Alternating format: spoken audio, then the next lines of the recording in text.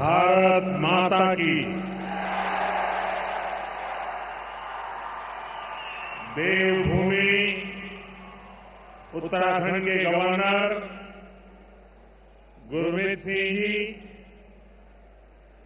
युवा मुख्यमंत्री पुष्कर धामी जी,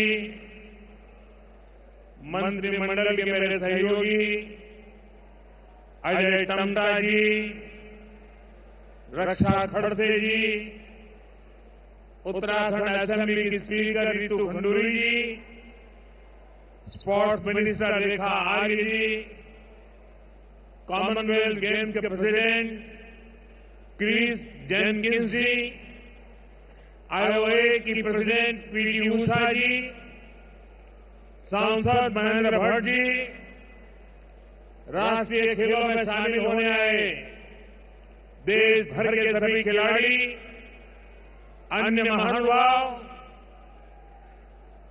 देवभूमि आज युवा ऊर्जा से और दिव्य हो उठी है।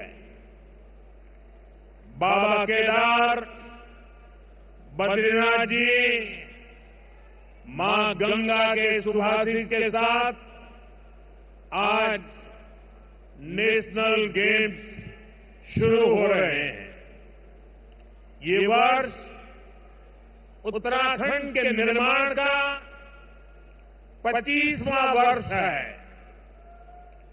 इस युवा राज्य में देश के कोने कोने से आए हजारों युवा अपना सामर्थ्य दिखाने वाले हैं।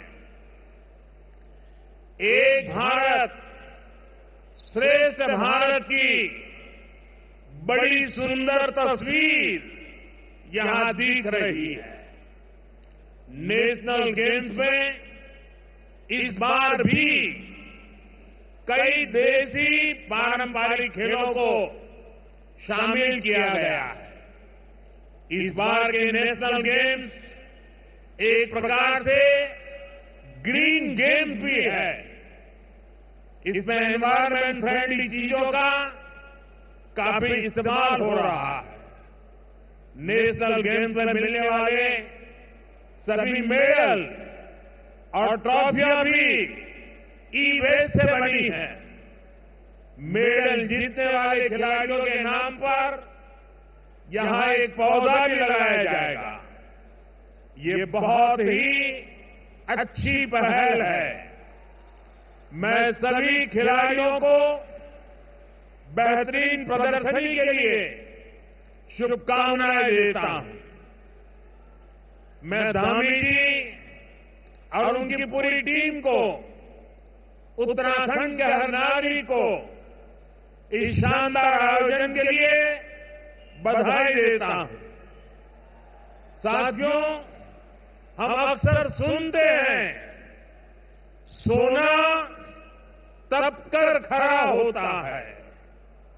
हम खिलाड़ियों के लिए भी ज्यादा से ज्यादा मौके बना रहे हैं ताकि वे अपने सामर्थ्य को और निखार सकें।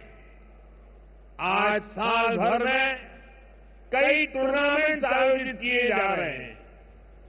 खेलो इंडिया सीरीज में कई सारे नया टूर्नामेंट जोड़े गए हैं। खेलो इंडिया यूथ गेम्स की वजह से यंग प्लेयर्स को आगे बढ़ने का मौका मिला है। यूनिवर्सिटी गेम्स यूनिवर्सिटी के स्टूडेंट्स को नए अवसर दे रहे हैं। खेलो इंडिया पैरा गेम से पैरा एथलीट की परफॉर्मेंस नए नए अचीवमेंट कर रही है। अभी कुछ दिन पहले ही लद्दाख में खेलो इंडिया विंटर गेम्स का 5वां एडिशन शुरू हो चुका है।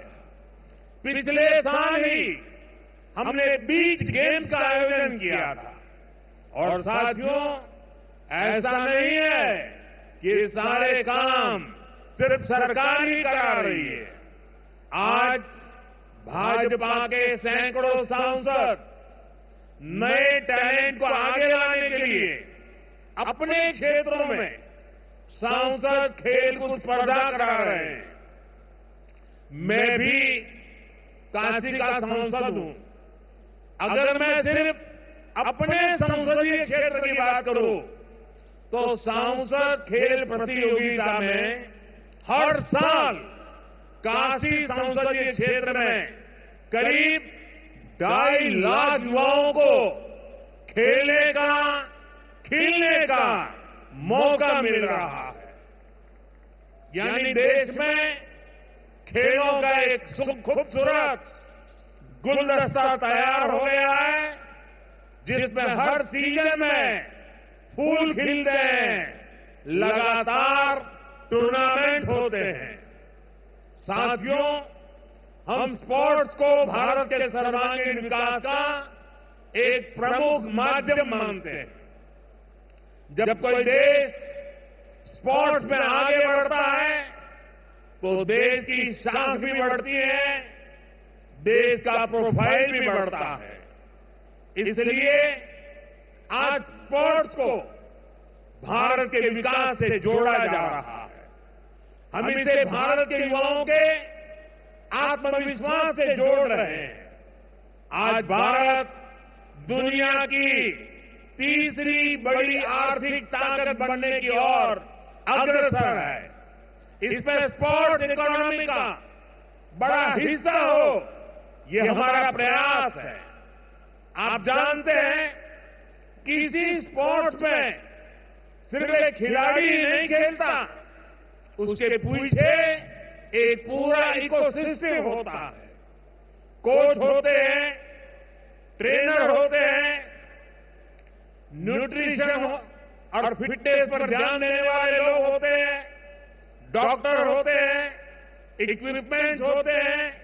यानी इसमें सर्विस और मैन्युफैक्चरिंग दोनों के लिए स्कोप होता है। ये जो अलग अलग स्पोर्ट्स का सामान पूरी दुनिया के खिलाड़ी यूज करते हैं, भारत उनका क्वालिटी मैन्युफैक्चरर बन रहा है। यहां से मेरठ ज्यादा दूर नहीं है, वहां स्पोर्ट्स का सामान बनाने वाली 35,000 से ज्यादा छोटी बड़ी फैक्ट्रियां हैं। इनमें 3 लाख से अधिक लोग काम कर रहे हैं। ये इकोसिस्टम देश के कोने कोने में बने, आज देश इसके लिए काम कर रहा है। साथियों, कुछ समय पहले मुझे दिल्ली में अपने आवास पर ओलंपिक्स टीम से मिलने का अवसर मिला। बातचीत के दौरान एक साथी ने पीएम की नई परिभाषा बताई थी। उन्होंने कहा कि देश के खिलाड़ी मुझे पीएम यानी प्राइम मिनिस्टर नहीं बल्कि परम मित्र मानते हैं।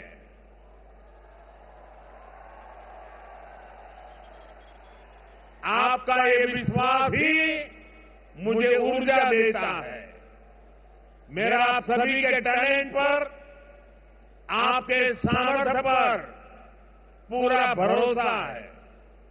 हमारी पूरी कोशिश है आपका सामर्थ्य बढ़े, आपके खेलें और निखार आए। बीते 10 सालों में देखिए, आपके टैलेंट को सपोर्ट करने पर हमने निरंतर फोकस किया।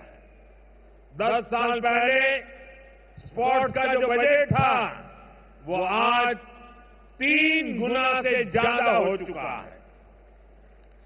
टॉप स्कीम के तहत ही देश के दर्जनों खिलाड़ियों पर सैकड़ों करोड़ रुपए का निवेश किया जा रहा है। खेलो इंडिया प्रोग्राम के तहत देश भर में आधुनिक स्पोर्ट्स इंफ्रास्ट्रक्चर बनाया जा रहा है। आज स्कूल में भी स्पोर्ट्स को मेनस्ट्रीम किया गया है। देश की पहली स्पोर्ट्स यूनिवर्सिटी भी मणिपुर में बन रही है।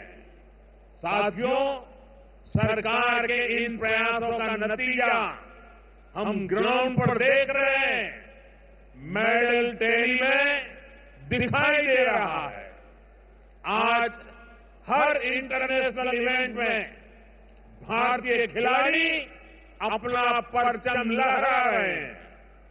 ओलंपिक्स और पैरालंपिक्स में हमारे खिलाड़ियों ने इतना अच्छा प्रदर्शन किया है, उत्तराखंड से भी कितने ही खिलाड़ियों ने मेडल जीते हैं। मुझे खुशी है कि बहुत से मेडल विनर आज आपका हौसला बढ़ाने के लिए यहां इस वेन्यू पर भी आए हैं।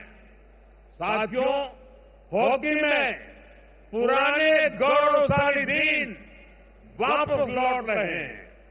अभी कुछ दिन पहले ही हमारी खो खो टीम ने वर्ल्ड कप जीता है।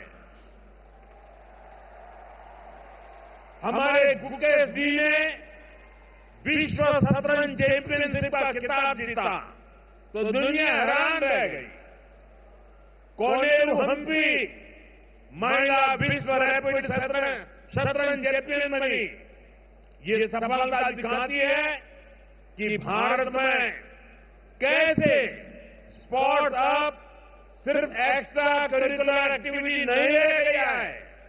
अब हमारे युवा स्पोर्ट्स को प्रमुख कैरियर चॉइस मानकर काम कर रहे हैं। साथियों, जैसे हमारे खिलाड़ी हमेशा बड़े लक्ष्य लेकर चलते हैं, वैसे ही हमारा देश भी बड़े संकल्प लेकर आगे बढ़ रहा है। आप सभी जानते हैं कि भारत 2036 ओलंपिक्स की मेजबानी के लिए पूरा जोर लगा रहा है। जब भारत में ओलंपिक होगा तो वो भारत के स्पोर्ट्स को एक नए आसमान पर ले जाएगा। ओलंपिक सिर्फ एक खेल का आयोजन पर नहीं होता, दुनिया के जिन देशों में भी ओलंपिक्स होता है वहां अनेक सेक्टर्स को गति मिलती है। ओलंपिक्स के लिए जो स्पोर्ट्स इंफ्रास्ट्रक्चर बनता है उससे भी रोजगार बनता है। भविष्य में खिलाड़ियों के लिए बेहतर सुविधाएं बनती हैं। जिस शहर में ओलंपिक्स होता है वहां नया कनेक्टिविटी इंफ्रास्ट्रक्चर बनता है। इससे कंस्ट्रक्शन से जुड़ी इंडस्ट्री को बल मिलता है, ट्रांसपोर्ट से जुड़ा सेक्टर आगे बढ़ता है और सबसे बड़ा फायदा तो देश के टूरिज्म को मिलता है। अनेकों नए होटल बनते हैं, दुनिया भर से लोग ओलंपिक्स में हिस्सा लेने और गेम्स देखने आते हैं। इसका पूरे देश को फायदा होता है। जैसे ये नेशनल गेम्स का आयोजन यहां देवभूमि उत्तराखंड में हो रहा है। यहां जो दर्शक देश के दूसरे हिस्से से आएंगे उत्तराखंड के दूसरे हिस्सों में भी जाएंगे। यानी स्पोर्ट के एक इवेंट से सिर्फ खिलाड़ियों को ही फायदा नहीं होता बल्कि बहुत से अन्य सेक्टर्स भी, इकोनॉमी भी इससे ग्रो करती है। साथियों, आज दुनिया कह रही है 21वीं सदी भारत की सदी है और यहां बाबा केदार के दर्शन के बाद मेरे मुंह से, मेरे दिल से अचानक ही निकला था ये उत्तराखंड का दशक है। मुझे खुशी है कि उत्तराखंड तेजी से प्रगति कर रहा है। कल ही उत्तराखंड देश का ऐसा राज्य बना है जिसने यूनिफॉर्म सिविल कोड, समान नागरिक संहिता लागू की। मैं कभी कभी इसे सेक्युलर सिविल कोड भी कहता हूं।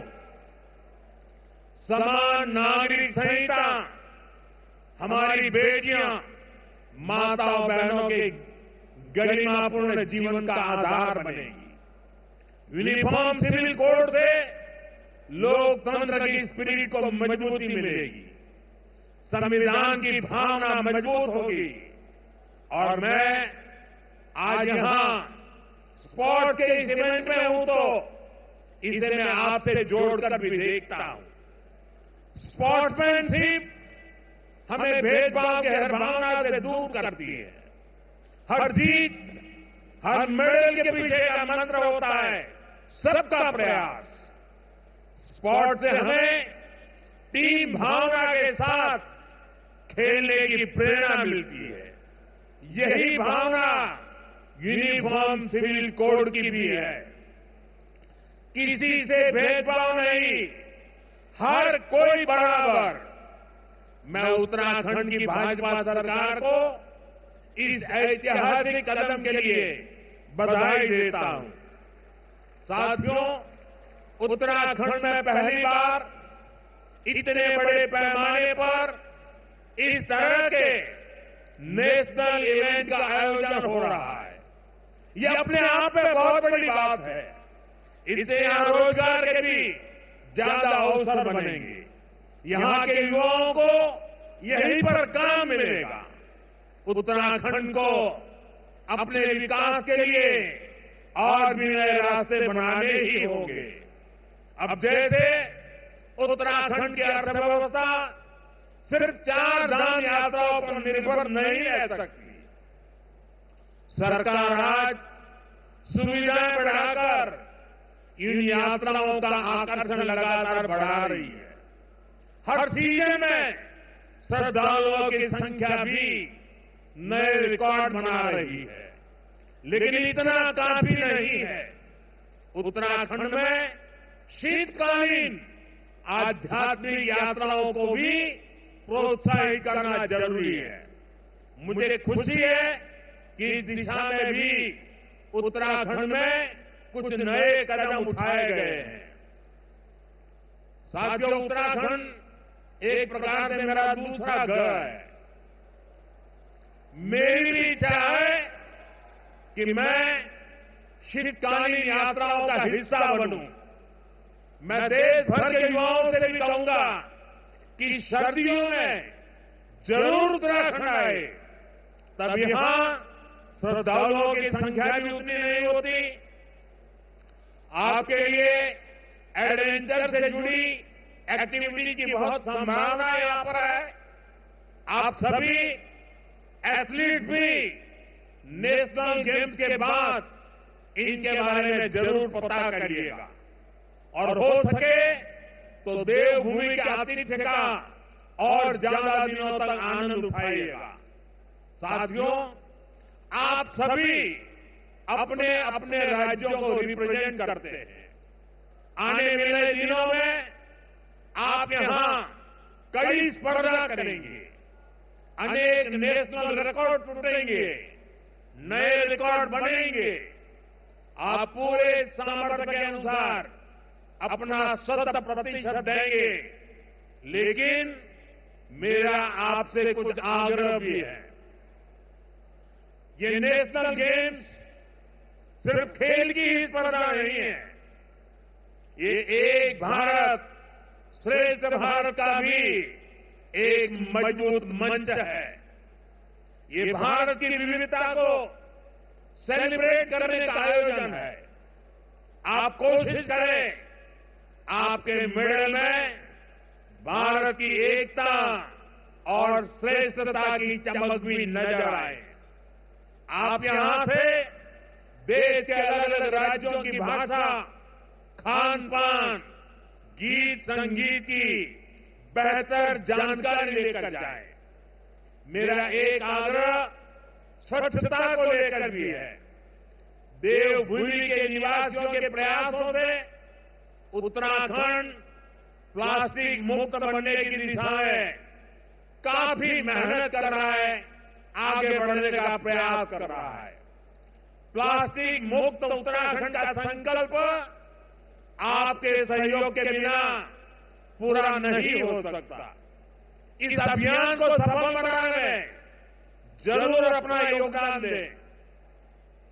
साथियों, आप सभी फिटनेस का महत्व समझते हैं, इसलिए मैं आज एक ऐसी चुनौती की बात भी करना चाहता हूं जो बहुत जरूरी है। आंकड़े कहते हैं कि हमारे देश में ओबेसिटी की, मोटापे की समस्या तेजी से बढ़ रही है। देश का हर एज ग्रुप और युवा भी इससे बुरी तरह से प्रभावित हो रहे हैं। और ये चिंता की बात इसलिए भी है क्योंकि ओबेसिटी, मोटापे की वजह से डायबिटीज, हार्ट डिजीज जैसी बीमारियों का रिस्क बढ़ रहा है। मुझे संतोष है कि आज देश फिट इंडिया मूवमेंट के माध्यम से फिटनेस और हेल्दी लाइफस्टाइल के लिए जागरूक हो रहा है। ये नेशनल गेम्स भी हमें ये सिखाते हैं कि फिजिकल एक्टिविटी, डिसिप्लिन और बैलेंस लाइफ कितनी जरूरी है। आज मैं देशवासियों से कहूंगा, दो चीजों पर जरूर फोकस करें। ये दो चीजें एक्सरसाइज और डाइट से जुड़ी हैं। हर दिन थोड़ा सा समय निकालकर एक्सरसाइज जरूर करिए। टहलने से लेकर वर्कआउट करने तक जो भी संभव हो अवश्य कीजिए। दूसरा ये कि अपनी डाइट पर फोकस कीजिए।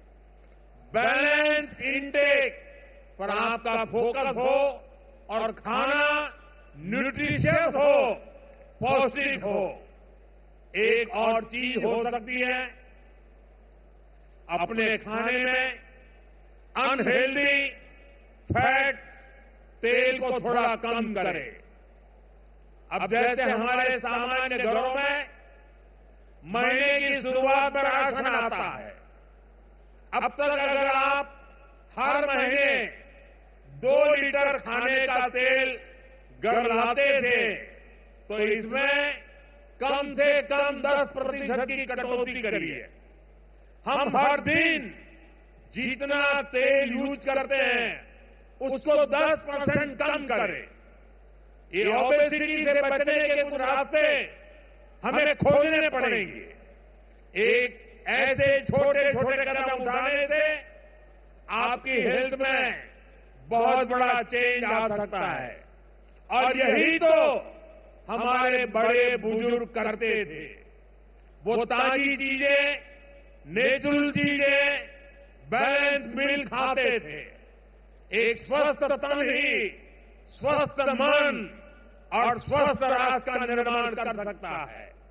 मैं राज्य सरकारों, स्कूलों, ऑफिसों और कम्युनिटी लीडर से भी कहूंगा कि वो उसे लेकर जागरूकता फैलाए।